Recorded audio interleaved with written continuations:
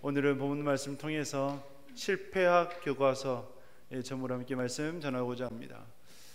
여러분, 성경은 실패학 교과서라고 할 수가 있습니다.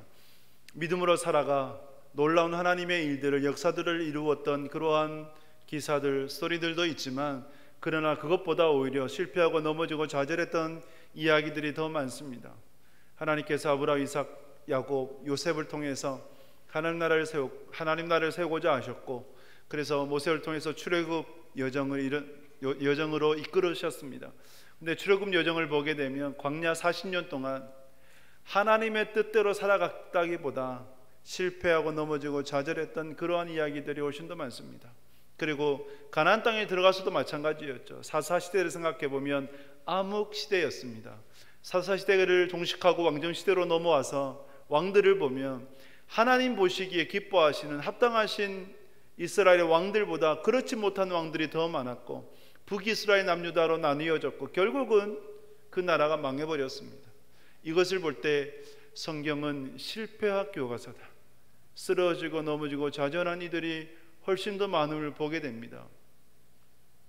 그러나 그들을 통해서 하나님은 하나님의 일들을 이루어 가시고, 실패하고 좌절하고 넘어진 자들을 다시 일으켜 세우셔서 하나님의 사람으로 세우신, 하나님의 종으로, 일꾼으로 세우신 것을 우리가 보게 됩니다. 그러기에 위로를 얻게 되고 소망을 얻게 되고 진정한 비전을 발견하게 되는 것입니다. 실패학 교과서가 되는 성경, 특별히 오늘 네 사람, 이삭, 리브가, 야곱, 에서를 통해서 이들이 왜 실패했는지를 살피면서 하나님께서 오늘 우리에게 주시는 그 말씀을 깨닫고자 하고, 그리고 그들은 실패했지만 하나님은 실패하지 않으셨음을 우리가 보면서 하나님의 선한 인도하심을 기대하며 나아가는 오늘의 예배가 될 수 있기를 주님의 이름으로 축복합니다. 말씀 보도록 하겠습니다. 창세기 27장 1절 말씀 같이 읽겠습니다. 이삭이 나이가 많아 눈이 어두워 잘 보지 못하더니 맏아들 에서를 불러 이르되 내 아들아 하매 그가 이르되 내가 여기 있나이다 하니. 아멘. 이삭이 나이가 많았어요. 눈이 어두워서 잘 보지 못했습니다. 이삭의 나이가 얼마나 되었을까요? 여러분, 이삭이 40세에 결혼했고 60세에 아이를 낳았습니다. 얻게 되었습니다. 그리고 26장을 보게 되면 에서가 결혼을 하는데 결혼했던 때가 40세였습니다. 에서가 40세 결혼을 하고 27장으로 넘어와요. 그래서 이때가 나이가 어느 정도 될까? 학자들이 추정을 해보니 야곱, 에서가 77세가 되었을 때, 우리는 이 기사를 보면 한 20대, 뭐 많아봤자 30대 정도로 생각하는데 77세가 되었을 때라고 합니다. 그래서 그러면 이삭이 몇 세냐? 137세. 이삭이 몇 세에 죽었느냐? 180세에 죽게 되었습니다. 그래서 이삭이 나이가 많아 137세가 된 이삭이었어요. 그런데 나이가 많은 것보다 더 문제가 뭐였냐면 눈이 어두워 잘 보지 못했다. 눈이 어두워 잘 보지 못했다는 것이 단순히 육신이 쇠하여서 신체적 기능이 떨어져 잘 보지 못했다가 아니라, 성경은 눈이 어두워졌다를 영적으로 어두워졌다, 그것과 연결시킵니다. 그러니까 영적인 분별력을 잃어버렸던 이삭이었어요. 예를 들면 모세를 보십시오. 모세가 느보산에서 죽을 때까지 어떠했습니까?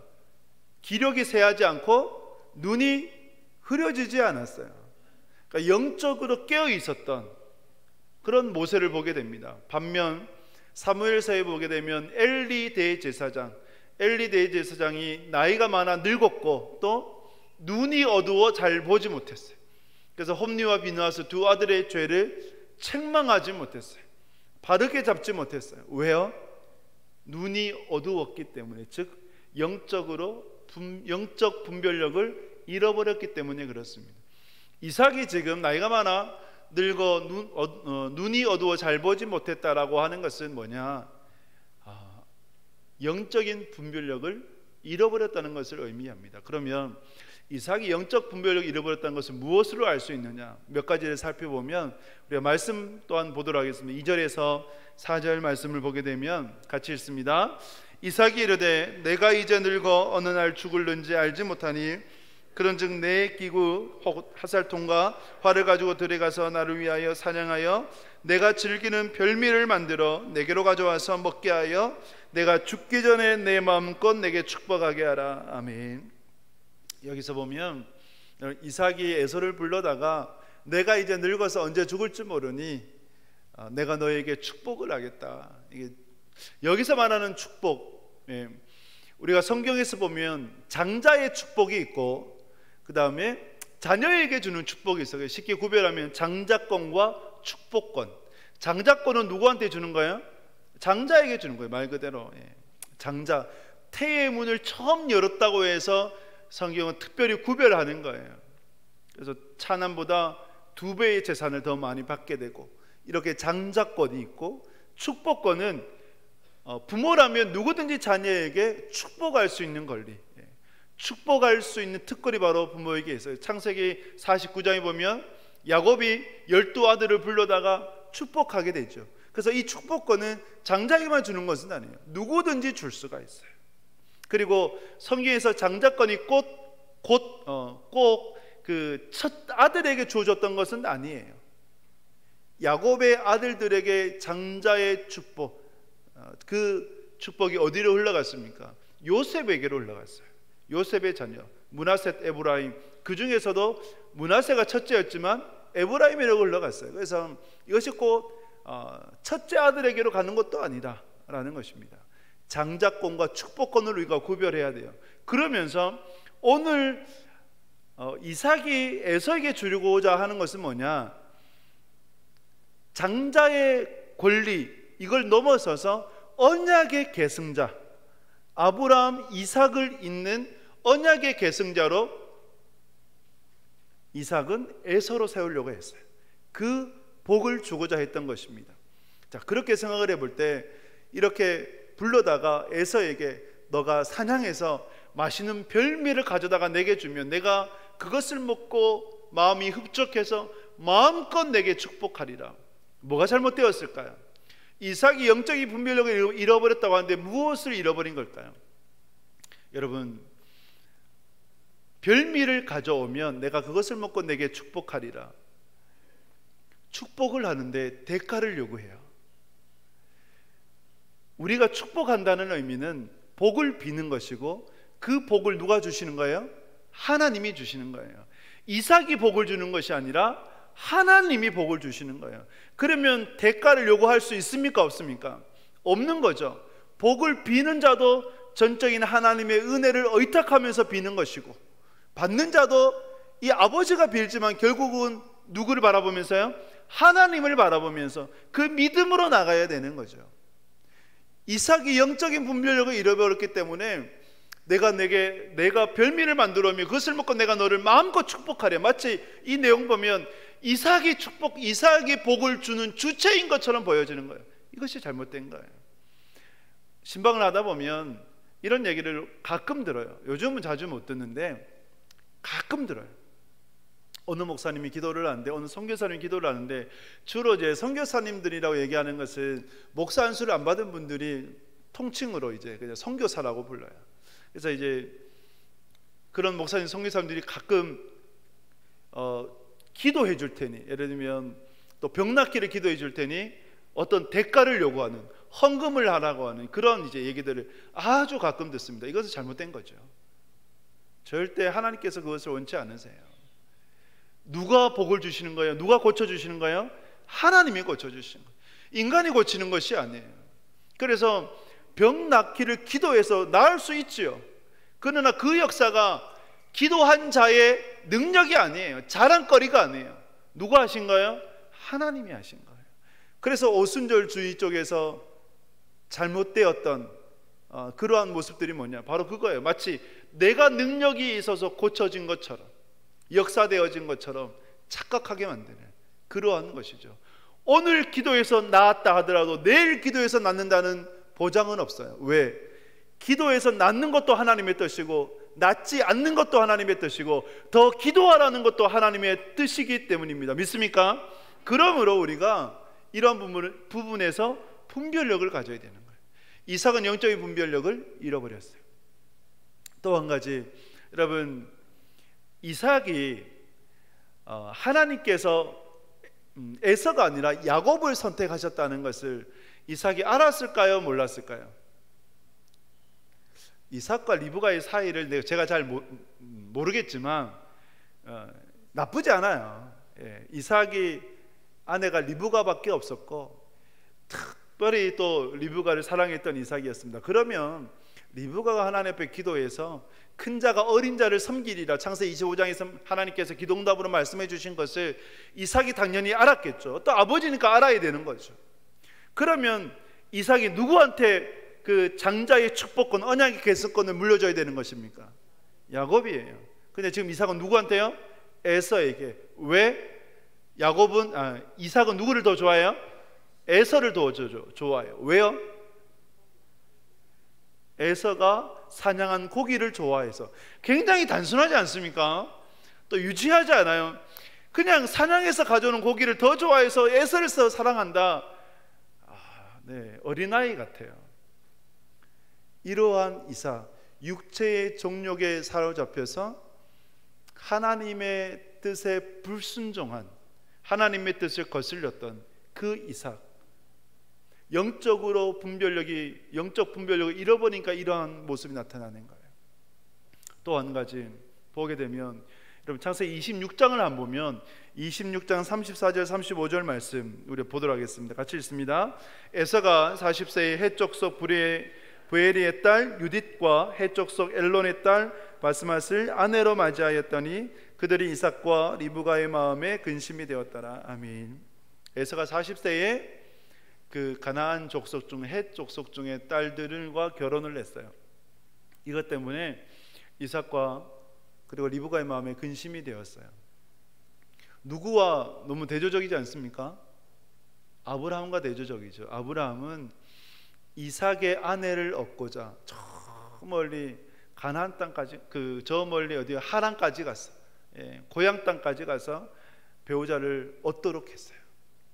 그런데 이삭은 아들 에서의 결혼 문제에 있어서 방관하고 있어요. 그리고 근심만 하고 있어요. 바로잡지 않아요. 근심하는데 그 근심이 그냥 일시적으로 그쳐버려요. 27장에 와서 에서를 축복하는 것을 보게 되면 근심은 일시적으로 그쳐버렸다는 것을 보게 되는 것입니다. 여러분, 오늘날의 아버지와 아브라함, 이삭 때의 아버지는 비교가 되지 않아요. 절대적인 권력을 가졌던 때가 바로 이삭 때였어요. 그래서 이삭 때의 아버지는 사법권, 재판권까지 가지고 있었어요. 그렇다면 에서의 잘못을 바로잡을 수가 있었죠. 그러나 그 아버지의 역할을 이삭은 하지 않았다는 거예요. 방관만 하고 있었다는 거예요. 이것이 영적 분별력을 잃어버린 이삭이라고 할 수 있는 것이죠. 이렇게 이삭이 영적 분별력을 잃어버리고 에서를 향한 편애로, 자식을 향한 편애로 하나님의 뜻을 거슬렀던 그러한 불순종했던 이삭이었습니다. 이것이 이삭의 실패예요. 실패학 교과서 이삭의 모습이에요. 리브가를 보게 되면, 자, 여러분, 리브가가 이삭과 에서의 대화를 듣게 됩니다. 그냥 들은 것이 아니라 경청해서 듣게 돼요. 경청해서 들었다고 하는 것은 지나가다가 우연히 들은 것이 아니라 항상 살피고 있다가 듣게 되는 것을 의미합니다. 왜요? 장자권 때문에. 리브가의 지금 관심사는 온통 이 장자권을 남편 이삭이 누구한테 줄 거냐, 에서한테 줄 거냐, 야곱한테 줄 거냐, 여기에 리브가는 집중하고 있어요. 그래서 이삭의 동태를 항상 살폈던 것이죠. 이삭이 에서를 부르니까 아니나 다를까 축복해 주겠다고 하는 거예요. 이제 리브가는 발등에 불이 떨어져 버린 거예요. 어떻게 해야 될까? 그래서 야곱을 불렀어요. 야곱을 불러서 내가 모든 것을 준비해 줄 테니 너는 가서 염소 새끼 2마리를 가져오고 내가 별미를 만들고 너를 에서로 변장시켜 줄 테니 아버지 이삭에게 들어가서 축복을 받으라 라고 얘기를 합니다. 자, 말씀을 보면 이렇습니다. 27장 13절 17절을 보게 되면 우리 같이 읽겠습니다. 어머니가 그에게 이르되 내 아들아 너의 저주는 내게로 돌리리니 내 말만 따르고 가서 가져오라. 그가 가서 끌어다가 어머니에게로 가져왔더니 그의 어머니가 그의 아버지가 즐기는 별미를 만들었더라. 리브가가 집안 자기에게 있는 그의 맏아들 에서의 좋은 의복을 가져다가 그의 작은 아들 야곱에게 입히고 또 염소 새끼의 가죽을 그의 손과 목에 매끈매끈한 곳에 입히고 자기가 만든 별미와 떡을 자기 아들 야곱의 손에 주니. 아멘. 염소 새끼 가죽이 사람의 피부와 흡사하다 그래요. 흡사해서 야곱은 매끈매끈하니 에서는 털이 많았다 그랬잖아요. 그래서 에서처럼 흉내 내고자 야곱에게 그렇게 염소 새끼 가죽을 입혀버린 거예요. 자, 여러분 마치 드라마 보는 것 같지 않습니까? 어떤 드라마요? 아침에 하는 일일 드라마, 막장 드라마, 아버지 이삭 속이기 프로젝트. 현재는 아름다워가 아니라 이삭은 슬퍼, 뭐 이런 드라마. 그래서 그런 이제 드라마인 것 같아요. 연출, 각본 누가 맡았어요? 리브가가 맡았어요. 주연이 누구예요?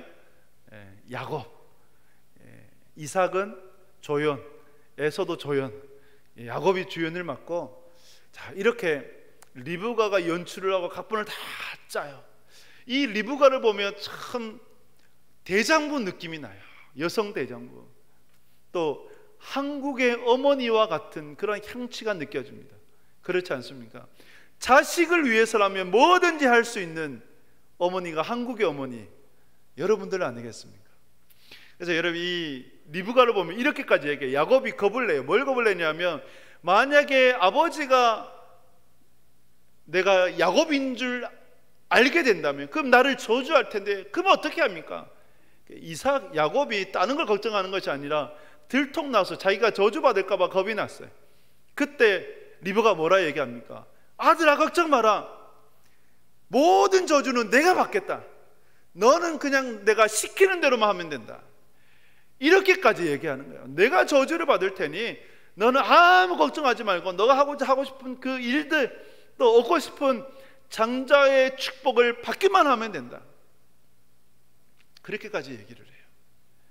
대단하지 않습니까? 리브가의 잘못이 무엇이었을까요? 여러분들이 보실 때 리브가가 무엇이 잘못된 것 같습니까? 리브가는 하나님의 뜻을 알았습니다. 하나님께서 에서가 아니라 야곱을 선택하셨다는 것을 분명히 알았어요. 그러면 하나님의 때를 기다려야 했어요. 비록 지금 이삭이 에서에게 축복을 준다 하더라도, 그러나 축복을 줄 수 있죠. 그죠? 언약의 계승자로 세우려고 할 수도 있어요. 그런데 세우는 주체는 누구예요? 하나님이세요. 복을 주신 분이 누구세요? 하나님이세요. 아브라함을 보십시오. 엘리에셀을 세우려고 그랬잖아요. 이스마엘을 세우려고 그랬잖아요. 근데 그때마다 막았었던 분이 누구예요? 하나님이셨어요. 엘리에셀 아니다, 이스마엘 아니다라고 하셨던 분이 바로 하나님이세요. 그렇다면 리브가도 기다렸어야 되죠. 기다렸어야 되죠. 조급함을 버리고 기다렸어야 되는 거예요. 그리고 하나님의 뜻을 알았다면 목적이 아무리 선하다 하더라도, 하나님의 뜻을 이루는 것이라 하더라도 과정도 중요한 거예요. 과정도 선해야 돼요. 목적이 은혜롭다면 과정도 은혜롭게. 그러나 지금의 리브가의 과정을 보게 되면 불의예요. 죄라는 거죠. 남편을 속인다, 이건 죄예요. 잘못된 것이죠. 그래서 리브가가 이렇게 했어야죠. 이삭을 찾아가서 남편과 대화하면서, 우리가 결혼을 하고 20년 만에 아이를 가졌는데 그 태중에 있을 때 그들이 그렇게 싸웠고, 우리가 하나님 앞에 기도했을 때 하나님께서 분명히 응답해 주시지 않았느냐, 말씀해 주시지 않았느냐, 큰 자가 어린 자를 섬기려 하시지 않았느냐. 그러면 에서가 아니라 야곱을 축복해 줘야 된다. 야곱에게 언약의 계승자로 세워야 된다. 그것을 이야기를 해줬어야 되죠. 설득을 했어야 되죠. 그러나 리브가는 그러한 신앙이 없었어요. 기다리지 못했고 자신의 목적을 이루기 위해서 수단과 방법을 가지지 않았던 바로 이가 리브가였던 것이죠. 여러분, 이삭과 리브가를 보면서 자식을 향한 편애, 이삭은 에서를, 리브가는 야곱을 사랑했어요. 자식을 향한 편애가 낳은 비극을 우리가 볼 수 있습니다. 아들 둘 다 잃게 돼요. 아들 둘 다. 에서를 잃게 되고, 에서는 심중에 야곱을 죽여버리겠다, 그러한 마음을 품게 되고, 그래서 야곱은 이제 집에서 더 이상 부모와 함께 살지 못하고 저 멀리 하란으로 긴 세월 동안 방황하며 살게 되었던 그 야곱 아니겠습니까? 여러분, 이 리브가와 이삭과 리브가의 실패학 교과서를 보면서 주님께서 우리에게 주시는 메시지, 바로 이 이야기와 같다고 생각합니다. 여러분, 2016년도에 노르웨이에 국립공원이 있어요. 툰드라 지역에 국립공원이 있는데, 그 국립공원에 이제 술록대들이 한 323마리 이렇게 몰살당했다고 합니다. 왜 몰살당했느냐? 갑자기 날씨가 폭발해 버려서 비바람이 몰아치고 폭우, 번개, 뇌가 내리쳐서, 그래서 술록대들의 특징이 그런가 봐요. 만약에 위험이 있으면 함께 모여서 그 위험을 맞서는, 이겨내는 그런 것이 있나 봅니다. 그래서 술록대들이 뭉쳐버렸어요. 뭉쳐버렸어요. 그러자 이 300여 마리가 떼죽음을 당한 거예요.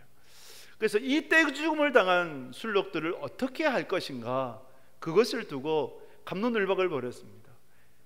자연에 맡겨야 된다, 그대로 둬야 된다라는 주장이 있었고, 또 한 주장은 아니다, 이 사체들 다 치워야 된다, 경관을 해칠 뿐만 아니라 자연에 악영향을 줄 수 있다. 그래서 결론은 그냥 두는 것이었습니다. 쉐인 프랭크라고 하는 과학자, 그 연구전이 카메라 트랩을 설치를 하고 3년 동안 추적 관찰을 했어요. 그 추적 관찰한 결과를 이제 영국 왕립 그 학술지에 논문으로 게재를 했고, 그래서 그 내용은 이렇습니다. 3년 동안 추적 관찰을 해보니까 처음에는 그 사체들을 이제 여우, 이제 육식동물들 있죠, 독수리, 까마귀, 이런 이제 육식동물 새들이 와서 먹게 돼요. 그래서 그 사체들이 다른 동물들에게는, 새 조류들에게는 풍부한 먹잇감이 된 거죠. 그리고 그 사체에서 나오는 어떤 영양분들은 땅을 비옥하게 만들어 버립니다. 그리고 거기 유충들, 곤충들이 이제 모여들게 되겠죠. 그 모여드니까 새들이 와서 또 그 먹이들을 먹게 되고, 생태계가 다시금 살아나는, 그래서 식물들이 또 다시 발화하는, 그 중에 검은 시롬이라는 그러한 이제 식물이 있는데, 그 툰드라 지역의 생태계를 유지하는 아주 중요한 그런 식물이라 그래요. 그 식물이 다시금 살아나는 그런 기적이 일어났다 그래요. 그래서 그 쉐인 프랭크라는 과학자가, 연구진이 이런 결과를 냈어요. 3년 동안 툰드라 그 술록들의 사체가 있었던 그 땅은 단 1분도 쉬지 않았다. 자연은 계속해서 일했고, 자연은 스스로 그 생태계를 이루어 나갔다. 그러면서 결론이 이것이었어요. 인간은 대자연 앞에 개입하면 안 된다라는 것이었어요. 이것을 이삭과 리브가의 그런 모습 속에서 적용을 해보면, 인간은 하나님의 섭리에 개입하면 안 됩니다. 인간은 단지 순종하고 따를 뿐입니다. 주님께서 말씀해요. 너희는 가만히 있어라. 내가 하나님됨을 알지어다. 내가 열방 가운데 높임을 받으리라 말씀을 해요. 그래서 인간은 하나님의 섭리 가운데 개입하면 안 돼요. 하나님의 뜻이 있는데 인간의 뜻을 개입시켜서 중간에 무엇을 바꾸려고 하면 안 되는 거예요. 이삭은 야곱이어야 되는데 에서에게 틀려고 그랬어요. 그렇게 하면 안 되는 거죠. 리브가는 더 기다려야 했었는데 기다리지 못했던 거예요. 그것이 이삭과 리브가의 실패라고 알 수 있어요. 자, 이삭과 리브가를 보았다면 야곱을 보도록 하겠습니다. 야곱은 어떠했습니까? 오늘 이 본문의 야곱을 보게 되면 야곱이 야곱했다, 그렇게 말할 수가 있어요. 야곱은 발꿈치를 잡은 자, 자신의 목적을 위해서 그 태중에서부터 에서의 발꿈치를 잡았던 그러한 야곱이었습니다. 그래서 야곱을 한 단어로 표현하면 겉모술수 야곱. 어디서 많이 들어보셨습니까? 겉멋을 쓰야고 자신의 목적을 위해서 수단과 방법을 가리지 않았던 야곱이라고 할 수가 있어요. 리브가가 연출을 했잖아요. 각본을 다 짰잖아요. 저 아들, 저 유약한 야곱이 연기를 잘할 수 있을까, 이런 걱정이 어머니에게 있었겠죠.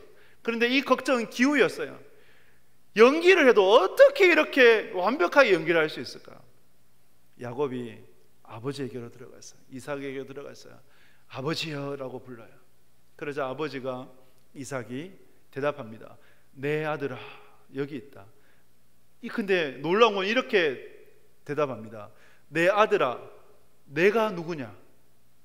내 아들아, 너는 누구냐? 라고 대답하는 거예요. 그래서 아버지라고 부르니까 그래 아들아라고 대답은 했는데, 근데 너는 누구니? 라고 부르는 거예요. 야곱의 마음이 어땠을까요? 철렁했지 않겠습니까? 그래서 직감적으로 느꼈어요. 아버지가 나를 의심하고 있구나. 내가 에서가 아니라 야곱임을 의심하고 있구나. 이것을 이삭은 생각을 하고 있어요. 그래서 이삭이 이렇게 대답을 해요. 오늘 말씀을 보면 19절 말씀 우리 함께 읽도록 하겠습니다. 27장 19절 말씀입니다. 야곱이 아버지에게 대답하되 나는 아버지의 맏아들 에서로소이다. 아버지께서 내게 명하신 대로 내가 하였사오니 원하건대 일어나 앉아서 내가 사냥한 고기를 잡수시고 아버지 마음껏 내게 축복하소서. 아멘. 뭐라 얘기합니까? 나는 아버지의 맏아들 에서로소이다 얘기하는 거예요. 아버지가 나를 의심하다는 것을 야곱이 직감적으로 알고 나는 에서입니다. 어떻게 이렇게 눈도 깜짝하지 않고 거짓말을 할 수가 있는 걸까요? 참 사람이 무섭습니다. 이삭이 그래도 의심스러우니까 다시 물어요. 어떻게 이렇게 빨리 별미를 준비할 수 있었니라고 물으니까 야곱이 이렇게까지 얘기해요. 하나님께서 내게 복을 주셔서 내가 이렇게 빨리 짐승을 잡아서 별미를 준비할 수 있었습니다. 이제는 누구까지 범죄하는 거야? 여호와 하나님에게까지. 하나님께서 내게 복을 주셔서 하나님의 이름을 망령되이 일컫게 되는 야곱이었어요. 욕심이 잉태해서 죄를 낳죠. 죄가 장성해서 사망에 이르게 되는 거예요. 야곱이 그러하였어요. 이삭이 또 그래도 의심스럽자 만져봐요. 그래 염소 가죽을 입혔으니까 이제 에서다라고 하면서 축복해주죠. 그 축복해주는 말씀이 27절에서 29절 말씀이에요. 같이 한번 읽어볼까요? 같이 읽겠습니다. 그가 가까이 가서 그에게 입맞추니 그의 옷에 양치를 맡고 그에게 축복하여 이르되 내 아들의 양치는 여호와께서 복주신 밭의 양치로다. 하나님은 하늘의 이슬과 땅의 기름짐이며 풍성한 곡식과 포도주를 내게 주시기를 원하노라. 만민이 너를 섬기고 열국이 내게 굴복하리니 내가 형제들의 주가 되고 내 어머니 아들들이 내게 굴복하며 너를 저주하는 자는 저주를 받고 너를 축복하는 자는 복을 받기를 원하노라. 아멘. 여러분, 이 축복을 보면 단순하게 장자의 축복 또는 아버지가 아들에게 주는 축복을 넘어서서 언약의 계승자예요. 창세기 12장에 여호와께서 아브라함에게 주셨던 복처럼 땅과 번성함, 자손과 그리고 복의 근원이 되게 하겠다라고 하는 그러한 복. 너의 향치가 밭의 향치로다. 에서가 들에서 지냈기 때문에 그러한 들판의 향치라고도 우리가 볼 수 있지만, 그러나 하나님께서 땅을 주셔서 그 땅의 향치로다라고 하는 그 축복, 그리고 하늘의 이슬에, 그리고 땅의 기름진 그것을 통해서 생업에 복을 주기를 원하고, 그 복을 통해서 번성하기를 원하고, 번성함으로 모든 만민이 야곱을 통해서 야곱에게 무릎을 꿇고 야곱을 섬기게 되는 그러한 복을 선포하게 됩니다. 그래서 주님께서 말씀하셨던 생육하고 번성하여 땅에 충만하라, 정복하고 다스리라. 정복하고 다스린다는 것은 결국은 그리스도인의 정복과 다스림은 섬김이죠. 그래서 이러한 창세기 2장, 1장, 2장 그리고 12장에서 주는 그 언약의 계승자로서의 복이 그대로 야곱에게로 선포되어지는 것을 볼 수가 있습니다. 자, 여러분, 야곱의 실패가 뭐였습니까? 야곱의 실패는 겉멋을 쓰려고 자신의 욕심을 위해서 수단과 방법을 가리지 않았던 그 야곱이었어요.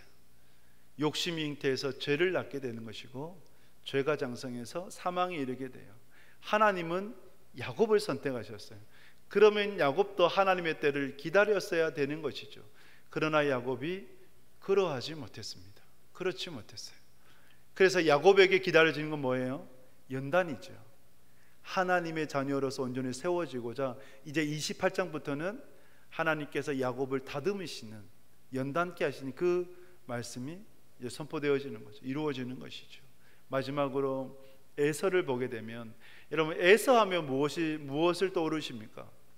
장자권을 팥죽 한 그릇에 팔아버린 에서. 그리고 오늘 이 본문에서 야곱이 축복을 받고 나가자 에서가 이제 들어와요. 들어와서 아버지 내게 축복해 주십시오라고 하니까 이삭이 뭐라 얘기합니까? 아니 지금 야곱에게 모든 축복을 줬기 때문에 너에게 줄 것은 아무것도 없다. 그러자 에서가 울며 불며, 지금 에서의 나이가 몇 살이라고요? 77세. 70대의 노인이 그 아버지, 더 이제 연로한 아버지를 붙잡고 왜 내게 축복하지 않냐고, 조금이라도 남는 것이 없냐고, 내게 복을 달라고. 여러분 팥죽 한 그릇에 팔 때는 언제고 이제 와서 복을 빌어달라고 하는 것은 무슨 행태입니까? 그래서 이 에서를 보게 되면 후회를 남기는 인생이었다. 여러분 후회를 남기지 않는 인생 되시길 축복합니다. 여러분 돌이킬 수 없는 것이 몇 가지가 있죠. 한번 내뱉은 말은 다시 주워 담을 수가 없어요. 쏟아진 물도 다시 주워 담을 수가 없어요. 흐른 시간은 결코 되돌이킬 수가 없는 거예요. 후회밖에 남기지 않는 거죠. 여러분 그러한 후회 남는 인생 되지 마시길 주님의 이름으로 축복합니다. 말씀을 했습니다. 실패학 교과서라고 했어요. 실패했던 네 사람, 이삭, 리브가, 야곱, 에서였어요. 이삭은 영적 분별력을 잃어버렸고 그 결과 육체의 정욕을 따라 하나님의 뜻을 거슬렀던, 불순종했던 이삭. 리브가는 하나님의 뜻을 알았음에도 불구하고 기다리지 못했고 자신의 방법으로 목적을 이루려고 했던 리브가였어요. 그리고 이삭과 리브가의 자식을 향한 편애로 가정이 파산되어져 버려요. 깨어져 버리는 비극을 맞게 되었죠. 형제가 서로 죽이려고 한, 그래서 도망칠 수밖에 없는 그러한 형제의 관계를 만들어 버렸습니다. 야곱은 겉멋을 쇠요. 욕심이 잉태해서 죄를 낳게 되는 것이고 죄가 장성해서 사망에 이르게 되는 것이죠. 에서는 후회를 남기는 인생이 되어버렸습니다. 여러분들은 이 네 명을 보시면서, 네 사람 보시면서 무엇을 느끼십니까? 여러분들 좀 닮은 사람이 있다면 어디 있겠습니까? 닮은 사람이 없기를 바랍니다. 그리고 혹여나 이 네 사람을 보면서 여러분들에게 주시는 하나님의 메시지, 그 메시지를 깨달을 수 있기를 축복합니다. 반면교사 삼으십시오. 내 모습이 이삭과 같다면, 리브가와 같다면, 야곱과 같다면, 에서와 같다면 돌이키셔야 됩니다. 그러면서 저는 하나님을 보게 돼요. 마치 쓰레기 더미 속에 너무나 아름다운 환송이 꽃이 핀 것처럼 이 실패한 네 사람이지만, 그러나 하나님은 하나님의 뜻을 이루어 가시는 것을 보게 됩니다. 이삭이 에서를 축복하기를 원했지만, 그러나 하나님은 이삭을 막으셔서 에서가 아니라 야곱을 축복하도록, 야곱에게 복을 내리도록 하셨어요. 리브가가 불의한 방법, 야곱이 겉멋술수로 나아갔지만, 그러나 하나님은 그 악을 선으로 바꾸시는 역사를 이루어 나가셨다는 것이죠. 그러므로 이 메시지를 통해서 주님께서 우리에게 주시는 그러한 교훈은, 영적 가르침은 이겁니다. 너의 힘으로 살래, 나의 힘으로 살래, 이거예요.